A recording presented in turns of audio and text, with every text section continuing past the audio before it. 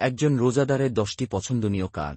এটি সুন্নত যে, যদি কেউ আপনাকে রোজা অবস্থায় অপমান করে, তবে উত্তমভাবে জবাব দেওয়া এবং বলা, আমি রোজা রেখেছি, কারণ বুখারী ও মুসলিমে বর্ণিত একটি হাদিসে এসেছে যে, আল্লাহর রাসূল সাল্লাল্লাহু আলাইহি ওয়াসাল্লাম বলেছেন, রোজা একটি ঢাল। তাই একজন রোজাদার আপত্তিকর কথা বলবে না এবং সে খারাপ আচরণ করবে না। যদি কেউ তার সঙ্গে লড়াই করে বা তাকে অপমান করে, তবে সে যেন দুবার বলে, আমি রোজা রেখেছি। শাহরি বিলম্ব করা সুন্নত, কারণ জায়েদ ইবনে সাবিত বর্ণনা করেছেন, আমরা আল্লাহর রাসূল সাল্লাল্লাহু আলাইহি ওয়াসাল্লাম এর সাথে শাহরি খেলাম, তারপর তিনি নামাজ পড়তে উঠলেন।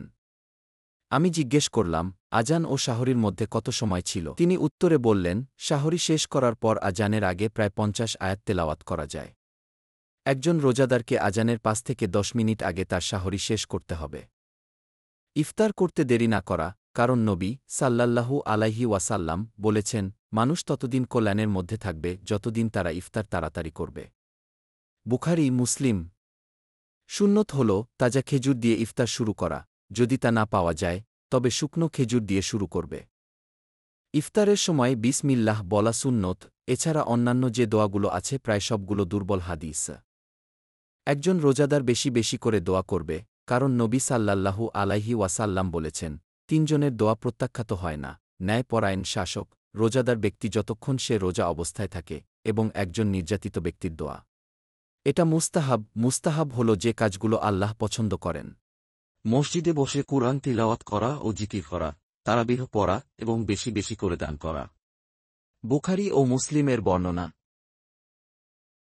ইবনে আব্বাস বলেছেন, আল্লাহর রাসূল সাল্লাল্লাহু আলাইহি ওয়াসাল্লাম ছিলেন সকল মানুষের মধ্যে সবচেয়ে উদার, আর রমজান মাসে তিনি আরও বেশি উদার হয়ে যেতেন। রমজানে জিব্রাইল আলাইহিস সালাম নবী করিম সাল্লাল্লাহু আলাইহি ওসাল্লাম এর সাথে দেখা করতেন, আর নবী সাল্লাল্লাহু আলাইহি ওসাল্লাম জিব্রাইল আলাইহিস সালামকে পুরো কুরআন খতম করে শোনাতেন। যে ব্যক্তি রোজা রেখে মিথ্যা কথা বলল এবং অজ্ঞতাপূর্ণ আচরণ করল, তার রোজা রাখাতে আল্লাহর কোনো প্রয়োজন নেই। এটি বুখারী থেকে বর্ণিত।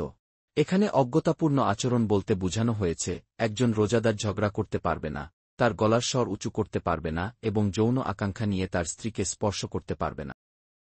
রাসূলুল্লাহ সাল্লাল্লাহু আলাইহি ওয়াসাল্লাম বলেছেন, লাইলাতুল কদর রমজানে মাসের শেষ 10 দিনে বিজোড় রাতে থাকে। তোমরা তা খুঁজে বের করতে 21, 23, 25, 27 এবং 29 তারিখে বিশেষভাবে ইবাদত করো। আল্লাহ আমাদের সমস্ত নেক কথা ও কাজ কবুল করুন এবং আমাদেরকে গোপনে ও প্রকাশ্যে আল্লাহকে ভয় করার তাওফিক দান করুন।